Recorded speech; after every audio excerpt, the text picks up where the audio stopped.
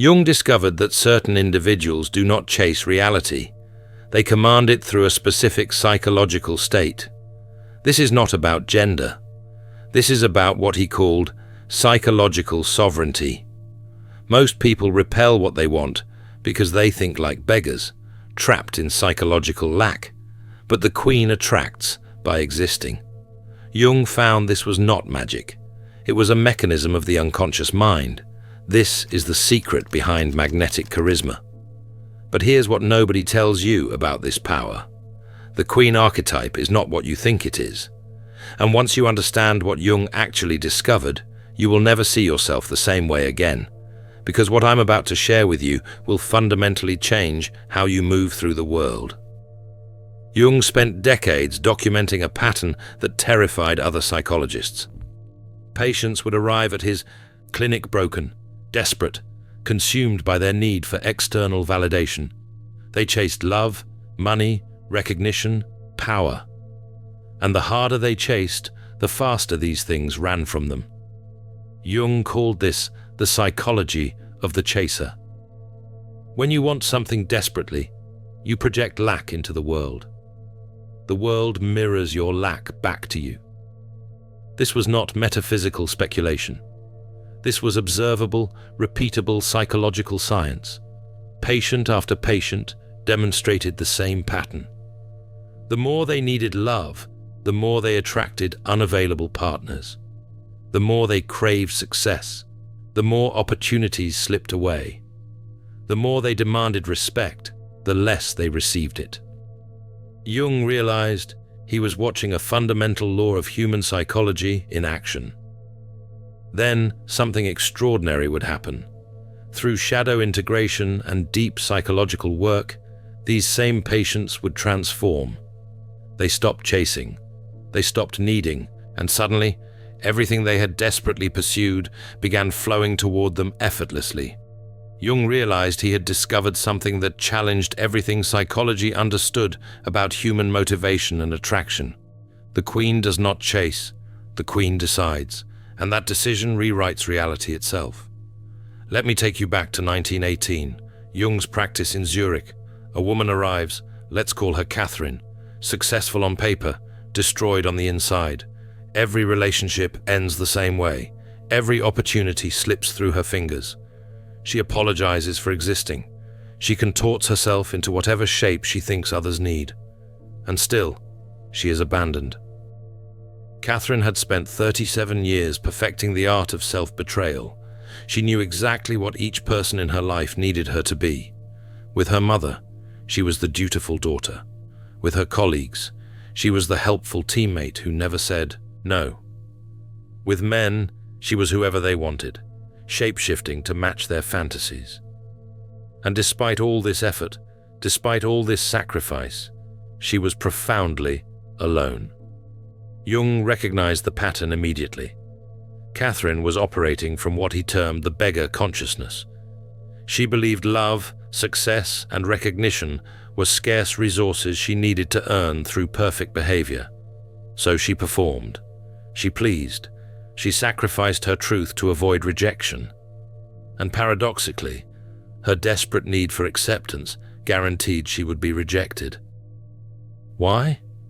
Because people can sense desperation at an unconscious level. Catherine's energy screamed, "I need you to validate my existence." And that energy repelled the very people she wanted to attract. It invited users, manipulators, and emotional vampires who sensed her inability to say no. Jung introduced her to a concept that would change everything. The queen archetype, not a ruler of nations, but a ruler of the self, total acceptance. The queen accepts her shadow. She does not hide her flaws, she integrates them. This makes her solid in reality, not performing goodness, but embodying completeness. Catherine resisted at first. Like most people, she had been conditioned to believe that acceptance meant settling, that loving yourself meant becoming selfish, that having boundaries meant being cruel. Jung had to deconstruct years of programming before she could even comprehend what he was teaching.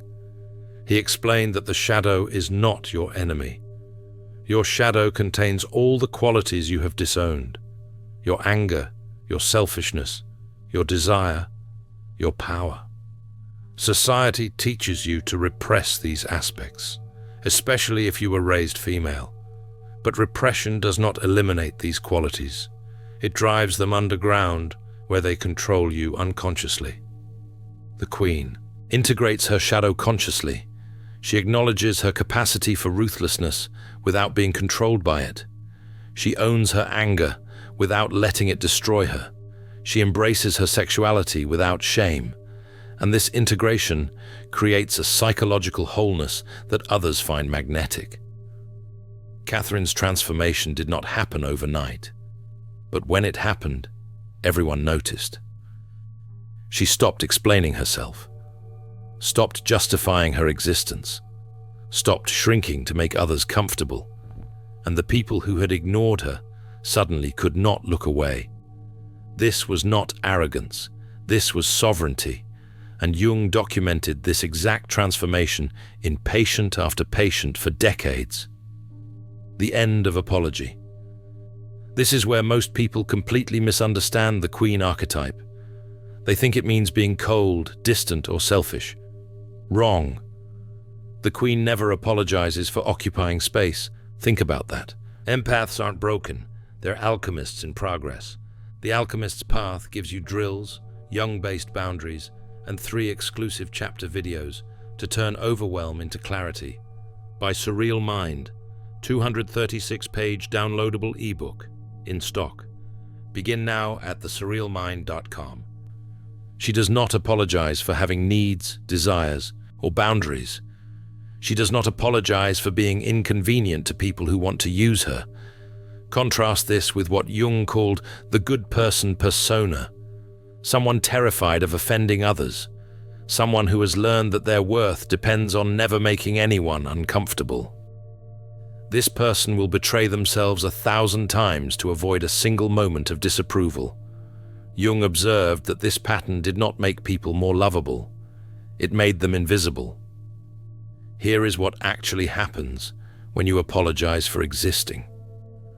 You signal to others that you do not value yourself. And when you do not value yourself, why would anyone else? The good person thinks their constant apologies make them humble and likable. In reality, those apologies create contempt. People unconsciously lose respect for someone who does not respect themselves. The good person becomes a doormat. The Queen becomes a magnet. Why?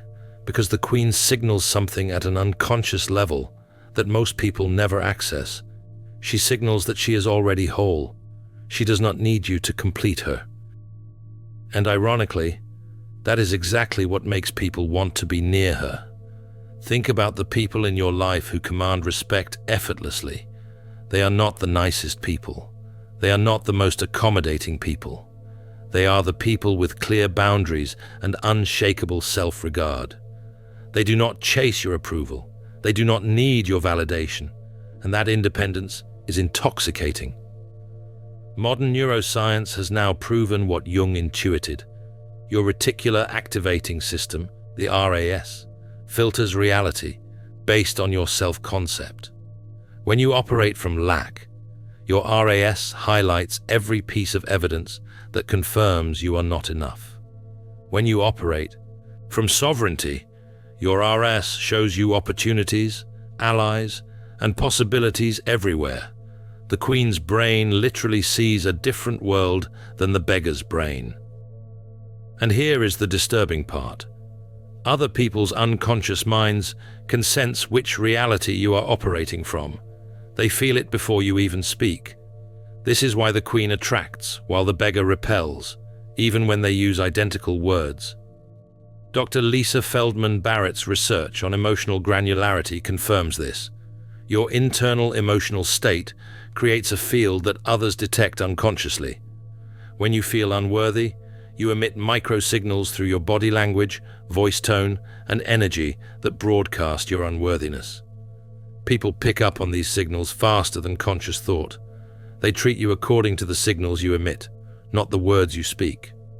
The Queen has done the internal work to genuinely value herself, not as performance, as reality. And that internal reality creates an external field that commands respect automatically. Let me give you the 5 pillars of the Queen mindset. Jung did not call them this, but after studying his work for years, I have identified 5 consistent patterns in people who embody this archetype. Pillar 1. Emotional containment. The Queen feels deeply, but does not collapse. She contains the chaos.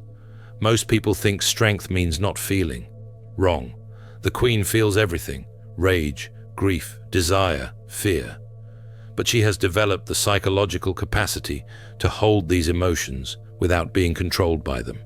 She does not suppress. She does not explode. She contains. And this containment creates presence that others find magnetic. Jung called this the development of the vessel. Your psyche must become strong enough to hold intense emotional content without fragmenting. When someone attacks you, the beggar collapses or retaliates. The Queen feels the anger, contains it, and responds with precision. When someone betrays you, the beggar falls apart. The Queen feels the grief, processes it privately, and makes decisions from clarity. This is not emotional suppression. This is emotional mastery. The Queen has a large enough internal container to hold complexity. She can feel hurt and maintain her dignity. She can feel anger and maintain her composure. She can feel desire and maintain her boundaries.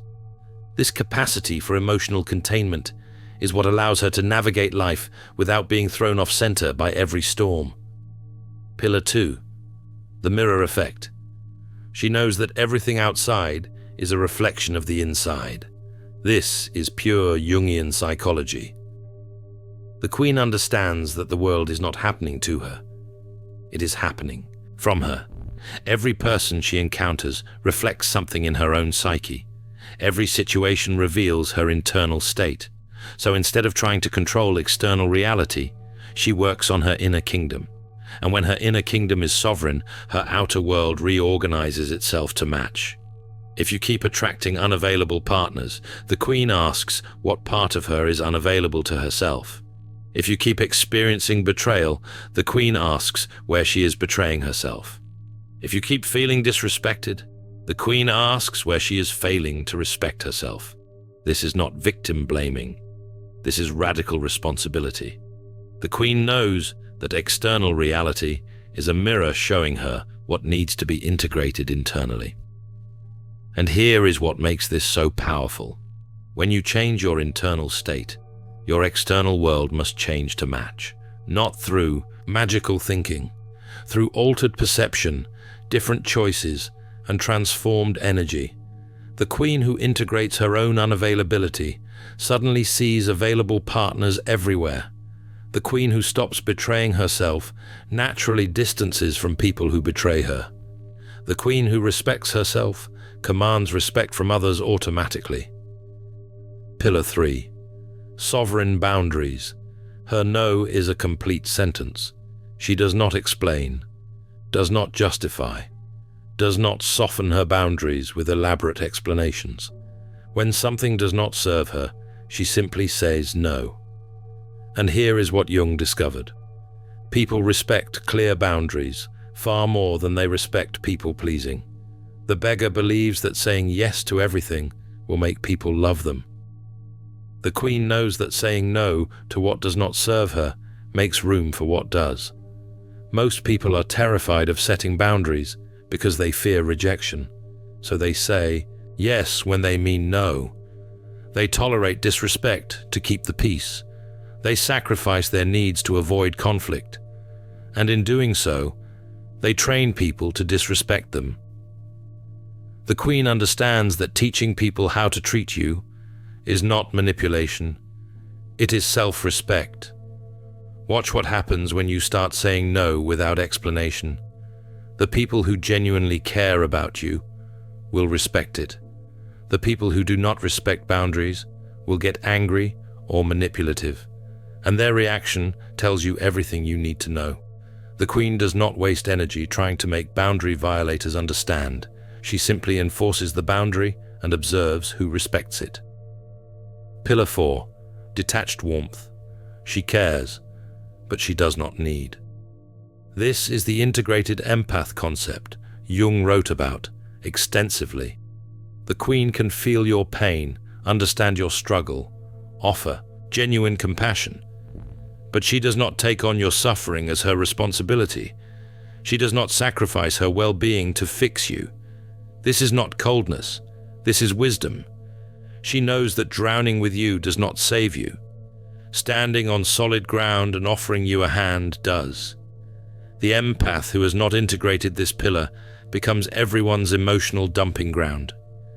They absorb others' pain, lose themselves in others' problems, and wonder why they are exhausted and unfulfilled. The integrated empath, the Queen, maintains clear, energetic boundaries. She can witness your suffering without becoming your suffering. She can support you without losing herself. And this creates relationships based on genuine connection rather than codependent fusion. Jung observed that the most compassionate people were not the ones who sacrificed themselves. They were the ones who maintained their center while extending genuine care. The Queen's detached warmth is not about being distant. It is about being present without being possessed. She can love you deeply while maintaining her sovereignty, and that combination is rare and powerful. Pillar 5. Abundance through being. She attracts because she is already whole. The Queen does not chase opportunities. She creates value, and opportunities chase her. She does not pursue relationships. She becomes so magnetic that people pursue her. How? By investing all the energy she once spent chasing into becoming, into developing her gifts, her consciousness, her presence. And that presence becomes irresistible. Here is what Jung discovered that changes everything. When you stop needing things outside yourself to feel complete, you create a vacuum that nature abhors. Your wholeness creates magnetic pull. People want to be near someone who is complete, because completion is contagious. The Queen's energy says, I am already full, but I have room for you if you add value. The beggar's energy says, I am empty, please fill me. And everyone can feel the difference. The Queen invests in herself relentlessly, not from lack, but from abundance. She reads, learns, creates, builds, not to prove her worth, but to express it, not to become someone, but to reveal who she already is. And this investment compounds. The more she develops herself, the more magnetic she becomes. The more magnetic she becomes, the more resources flow to her, and the cycle perpetuates itself. Jung documented a case in his private journals, a patient he worked with from 1913 to 1916. She arrived as a victim. Life had destroyed her through a series of betrayals and losses. She blamed fate, blamed others, blamed her own inadequacy. Jung guided her through shadow integration, through facing the parts of herself she had rejected, through accepting her darkness alongside her light. The transformation took 3 years. During that time, nothing external changed. She still had the same job, still lived in the same apartment, still interacted with the same people, but her internal state underwent a complete revolution. She stopped seeing herself as a victim of circumstance and started seeing herself as the creator of her experience. She confronted her shadow, the parts of herself that were selfish, angry, sexual, ambitious. The parts she had been taught were unacceptable. Jung helped her understand that these shadow aspects were not evil. They were power. When integrated consciously, they became her greatest strengths. Her anger became healthy boundaries. Her selfishness became self-care. Her sexuality became magnetic presence. Her ambition became purposeful action. And once she integrated these shadow aspects, everything external shifted. She went from a woman who could not keep a job to running her own successful practice, from someone who attracted toxic partners to someone who commanded respect and genuine love, from begging for scraps of validation to having people seek her approval. What changed? Her external circumstances initially changed nothing. What changed was her internal state. She stopped operating from the beggar consciousness and stepped into the queen. And once she made that shift internally, external reality had no choice but to reorganize itself around her new frequency. The moment of the snap, or shift. Jung called this the death of the ego's need for validation. There comes a moment in the queen's journey where something inside breaks, not in a destructive way. In a liberating way. The part of her that needed external approval dies, and what rises from those ashes is someone who knows her worth, independent of anyone's opinion. This moment cannot be forced. It happens when the pain of staying small becomes greater than the fear of being powerful. For Catherine, it happened during a particularly brutal rejection. A man she had contorted herself to please left her for someone else. In that moment of devastation, something clicked. She realized she had abandoned herself completely, trying to keep someone who never valued her. And she decided right there that she would never betray herself again. This moment feels like waking up from a dream. Suddenly, the games people play are visible. The manipulation tactics are obvious. The energy vampires reveal themselves immediately, and the queen simply steps away from anything that does not match her frequency. No drama, no explanation, just decisive action. From that moment forward, life becomes simpler, not easier, but clearer. The queen stops wasting energy on people who do not value her, stops contorting herself to fit into spaces too small for her expansion, stops dimming her light to make others comfortable with their darkness. And here is what terrifies people about the awakened queen. She cannot be controlled. You cannot guilt her into sacrificing herself. You cannot manipulate her with emotional tactics. You cannot make her responsible for your feelings. She has reclaimed her power, and that power is absolute within her domain. How do you apply this today? Stop chasing. Sit on your psychological throne. Observe. Let the world come to you. This is not passive. This is the most active thing you can do. Sitting on your throne means claiming your sovereignty. It means deciding that you are already enough, that you do not need to prove, perform, or perfect yourself to deserve good things. When you sit on your throne, you stop looking outside for validation and start generating it from within. You stop asking if you are good enough and start deciding that you are. You stop seeking permission and start giving it to yourself. And this internal shift creates an external magnetic field that Jung spent decades trying to explain. Practically, this means making different choices. When someone disrespects you, instead of explaining why they should respect you, you simply remove access. When someone does not value your time, instead of trying harder to please them, you redirect your energy to people who do. When something does not feel aligned, instead of forcing it to work, you release it and trust that something better will come. The queen operates from trust, not control. She trusts that she is worthy of good things. She trusts that the right people will recognize her value. She trusts that what is meant for her will not pass her by, and this trust allows her to release desperation and operate from power. This is the ultimate form of individuation, becoming who you actually are, beneath all the masks, roles, and performances. The queen is not a persona you adopt. She is who you become when you strip away everything false, when you stop betraying yourself to please others, when you stop shrinking to fit into a world that was always too small for you. Jung wrote that individuation is the process of becoming whole, not perfect, whole, integrating shadow and light, accepting your contradictions, embracing your complexity. And when you become whole, you stop needing the world to complete you. You become complete. And completion is magnetic in a way that neediness never will be. The journey to the throne is not easy. You will lose people who were only there because you made yourself small. You will face resistance from those who benefited from your self-betrayal. You will confront parts of yourself you have spent years avoiding. But on the other side of that confrontation is freedom.